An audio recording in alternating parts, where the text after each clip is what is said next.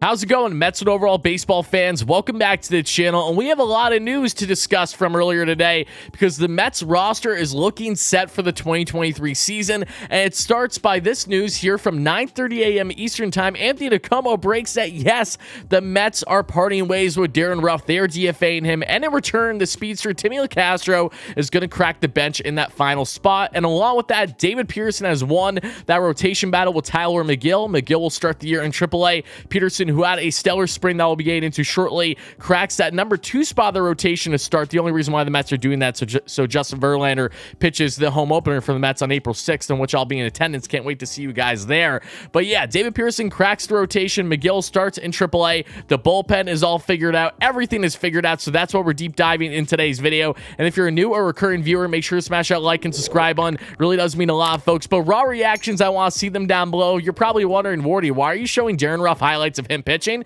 Because quite honestly, that's the best highlights and moments he's had as a New York Metropolitan. Let's be real here. I'm not going to, beat a dead horse here. Darin Ruf was a failed trade from the beginning. We're all aware of that. Billy Epler, I got to give him credit. He at least had some accountability today when speaking with the media, said, yeah, this trade was a failure. It's as simple as that. So you live and learn from these decisions. And I appreciate, from the Mets' point of view at least, knowing that Darin Ruf had a bad spring, as is. His wrist isn't healthy. He's been dealing with an ailment with his wrist for the past couple of years.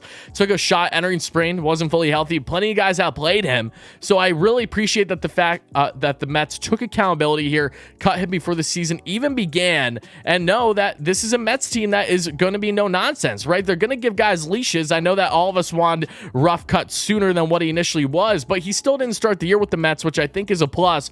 And two, if this was, the Van Wagenen era or, any other GM, there's a good portion of GMs in the game today that always keep guys on the roster longer than they should, either because of contract implications or simply put, they're trying to save face after losing a trade and not really knowing how to handle it. Still trying to juice and get something, one last drop out of that player if they have anything left in the tank from what they were initially doing on the team that they were acquired from. So I really like that Steve Cohen, last year they cut Robinson Cano, even eating over $20 million left on that contract for a year or two. And now you have your Darin Ruf, who didn't have any minor league options, but it's like, doesn't matter. You didn't outplay anyone to be in even this limited DH role facing southpaws. You didn't do what you were supposed to when we initially acquired you.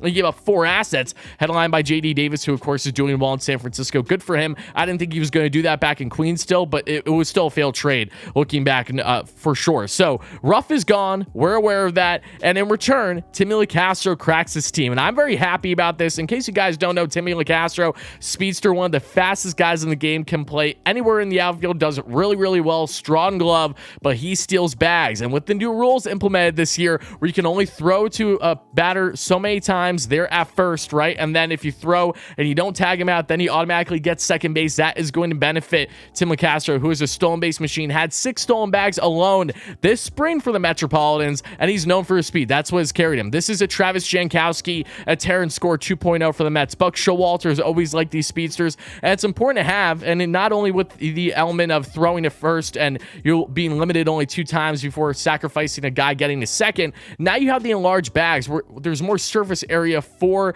the runner this time in LeCastro, getting a chance to try to slide in from first to second or second to third. So I'm happy with this move. Would I have liked Abadi and or Vientos on the roster still? Absolutely. I'm still bothered by that, but Timmy had a great spring, hit around 300. He deserved to be on this roster for those reasons and for what his type of role is going to be. So now you look position player wise, if there's one thing I can say that you could argue is Mark Vientos. It might not take him long to come up to the Mets, especially knowing that Darin Ruf is gone, because the Mets are going to start the year at the DH with Daniel Vogelbach getting the vast majority of those at-bats. Tommy Pham will come in at times in that platoon role, facing lefties, especially along within the corner outfield, but Pham is really more of a DH than he even is a fourth outfielder because he doesn't have a good glove at all. So I'm curious to see how much the Mets are going to utilize Pham in that corner outfield especially, but I think he's going to get a bulk of time at the DH position for one Vogelbach isn't slotted in there. But if both are not performing well, say throughout the first month or so, I don't think it'll take long for Mark Vientos to crack back in this Mets roster, because unlike Beatty, the Mets do kind of view Vientos right now as that part-time guy. He doesn't have a position in the infield with how the Mets are currently lined up So he's a DH through and through. Will mainly be facing southpaws too. So when that time is right, don't be surprised if you see Vientos potentially even up sooner before Beatty. Not that I wish it, because I want Beatty on the starting roster for opening day, but we already discussed that in a previous video. It is what it is now. We just got to hope that it doesn't take these kids too long to crack the roster and make their case. Along with hopefully Eduardo Escobar proving me wrong and coming out the guns blazing here this season, in which, I don't have a high expectation of that happening, but I surely am hoping for it too. Now getting on to the pitching front, David Pearson, who only allowed one single hit all spring in around 12 or so innings. He did give up a good amount of walks, but the key thing is getting that walk rate down, which has been the biggest thing throughout his career, was very effective for the Mets when they used him in any which way as a starter, or even those few times out of the bullpen. He just has been really, really good as a utility guy for the Mets, and now he's going to be cracking this Mets rotation. Young southpaw, plenty of upside. With Jose Quintana out for injury for at least the first half of the season, this gives a lot of leeway for someone like Peterson to come in and prove himself to be a focal point of this rotation. Then you have the McGills and the Dylan Bundys of the world starting the year in AAA. That's more depth for you. And McGill didn't have the sharpest sprain, was working on his pitches, wasn't able to get the command to his liking, and that unfortunately was the biggest factor in him not cracking this rotation probably over Pearson, who, aside from his walks, did not give up any hits, didn't give up any runs, so he looked really sharp. McGill just needs to fine-tune some things in his arsenal a bit more. Curveball looks sharp, but his other pitches, was struggling with the command. That's what spring is for, to help work on those things, and now he's going to start the year in AAA. Not that he wants it, not that I wish it for him, but this is best for him, so that way the Mets can continue to develop him as a starter for the foreseeable future. And Dylan Bundy's a guy that I think could be a Trevor Williams 2.0 type, just eating innings. We did a video on him the other day. Make sure to check it out if you haven't already, folks.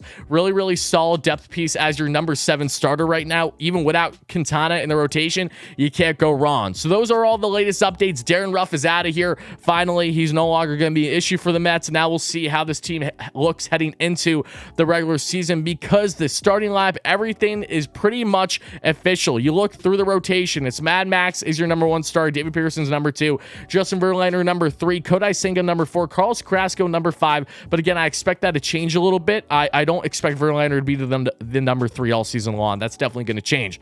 Bullpen, Adam Ottavino, David Robertson, Drew Smith, Brooks Raley, Tommy Hunter, John Curtis, Steven Nagosic, and Dennis Santana, who we did a video on a week ago. We didn't even know for certain if he was going to crack the bullpen. It was either he was going to crack it or he'd be waived and probably picked up somewhere else. And just a couple innings pitching for the Mets in spring, he already cracked the bullpen. I like his stuff. Gives me Miguel Castro vibes. So happy about that. Excited to see what he can do. And then you look overall with the line: Brandon Nimmo, Starling Marte, Francisco Lindor, Pete Alonso, Jeff McNeil, Mark Canha, Daniel Vogelbach, Eduardo Escobar, Omar Narvaez is your likely lineup to start the year, with the bench being Tomas Nido, Luis Gourmet, Tommy Pham, who did not have a good spring, so he needs to prove himself a little bit too. Interested to see how he does, and Timmy LaCastro. So that is your 2023 Metropolitan roster as of now. It'll be ever changing throughout the year with injuries and all these other things. But Mets fans, I want to know your thoughts in the comments below. How do you feel about the Mets finally parting ways? Long overdue, it still feels like, with Darin Ruf. Do you like Timmy LaCastro cracking this bench? When do you expect Mark Vientos and or Brett Beatty to crack this roster this year? It will be sooner than, say,